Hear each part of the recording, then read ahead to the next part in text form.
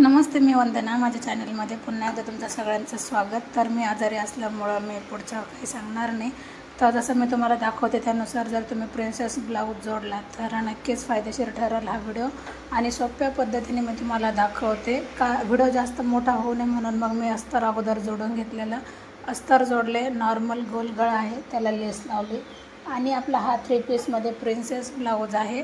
तर मी सगळे पॅटर्न अगोदर जोडून घेतले, म्हणजे माझे क्रॉस पट्टी असू द्या किंवा पुढचा पार्ट असू द्या, बाही असू द्या, तुम्ही ते सविस्तर बघा. कारण अस्तर तर जोडता येतच, पण आपल्याला जे मी स्टिच करते म्हणजे आपण बऱ्याच जणांना टापटिप्पणा हा शिलाईमध्ये येत नाही. तर तुम्ही बघू शकतात का मी माझे ब्लाऊज कशा पद्धतीने शिवते. तर मी तुम्हाला एक पॅटर्न दाखवते का आपण दाब शिलाई घेताना कशा पद्धतीने दाब शिलाई घेतली पाहिजे किंवा ते व्यवस्थित कसं येईल. आता ज्यावेळेस आपण समोरचा गळा ठेवतो तर उलटा सुलटा होऊ नये म्हणून त्याच्यासाठी अगोदर कोणती काळजी घेतली पाहिजे. तर मी समोरासमोर ठेवले, पार्ट ठेवले, सुईचे ठेवले, त्याच्यावर मी उलट्या पद्धतीने म्हणजे उलट्या सुईच्या बाजूने मी अस्तर ठेवले. अस्तर ठेवल्याच्यानंतर जो गळा आहे त्याला आपल्याला गोलमध्ये एकदम व्यवस्थित शिलाई घ्यायची. शिलाई घातल्याच्यानंतर आपल्याला कडेचा उरलेला कपडा थोडासा टच करायचा आहे, काढून टाकायचा आहे जो गळाकडचा असेल तो. आणि नंतर आपल्याला काय करायचं आहे, थोडंसं टच करायचं आहे म्हणजे आपण जो गोल गळाला आकार देणार तो पूर्ण व्यवस्थित येणार. आणि नंतर मग आपल्याला दाब शिलाई द्यायची. आता दाब शिलाई देताना पण व्यवस्थित द्या का ती दाब शिलाई पूर्ण अस्तरवरच आली पाहिजे, ही गोष्ट नीट लक्षात घ्या. आता दाब शिलाई दिल्याच्यानंतर आपल्याला पुन्हा एकदा गळ्याला शिलाई द्यायची. तर जेवढा त्याला आकार व्यवस्थित देता येईल तेवढं व्यवस्थित द्या.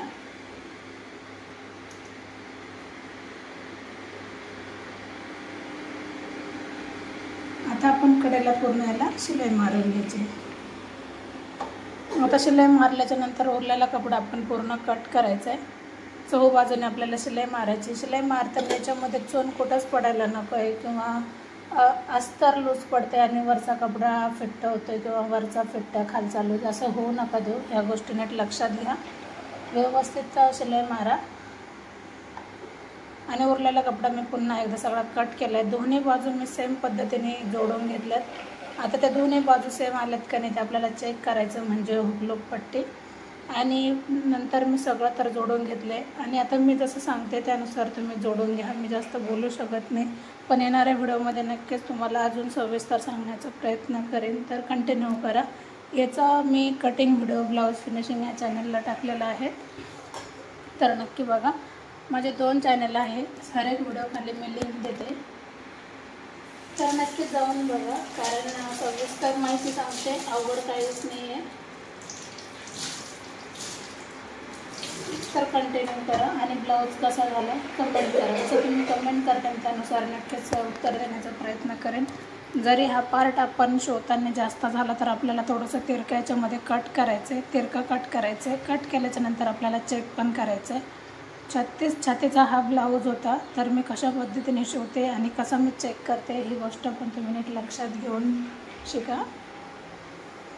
तर क्रॉस पट्टी जोडण्याच्या वेगवेगळ्या पद्धती आहेत. तर मी याला अशा पद्धतीने क्रॉस पट्टी जोडली तर मला याला इंटरलॉक करायचं आहे. ज्या वेळेस इंटरलॉक करायचं त्यावेळेस अशा पद्धतीने क्रॉस पट्टी जोडली तरी चालते.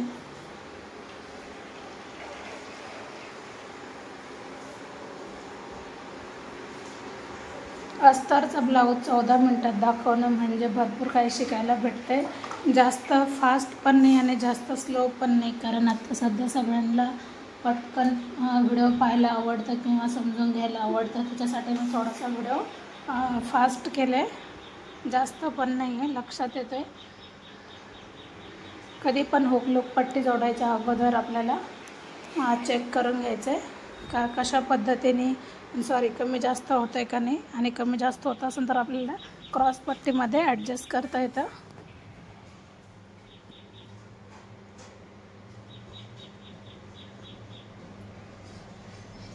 तर कंटिन्यू करा.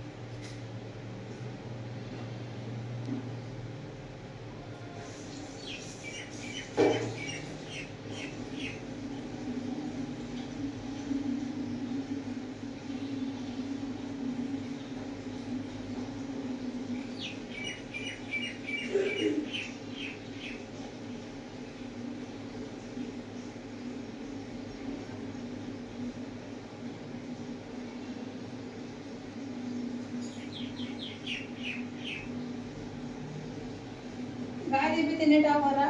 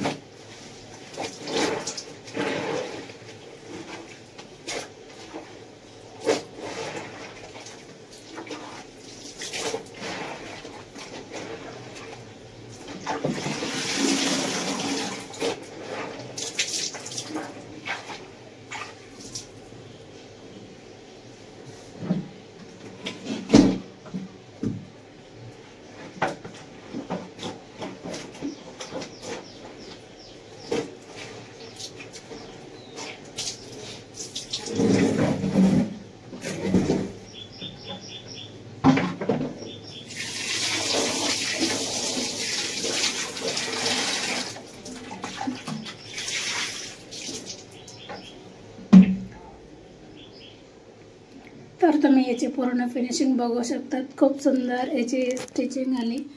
आणि सगळ्यात जास्त प्रॉब्लेम बायांना काय तो का फिटिंग व्यवस्थित येत नाही किंवा मोंड्यामध्ये एकसारखं येत नाही. तर आपण सविस्तर पद्धतीने याची स्टिचिंग आणि कटिंग कशी करायची मी तुम्हाला दाखवली. तर व्हिडिओ पूर्ण पाहिल्याबद्दल धन्यवाद. आणि ब्लाऊज कसा झाला आहे नक्कीच कमेंट करा. अशाच पद्धतीने फिटिंग करा आणि नवीन व्हिडिओ पाहत राहा.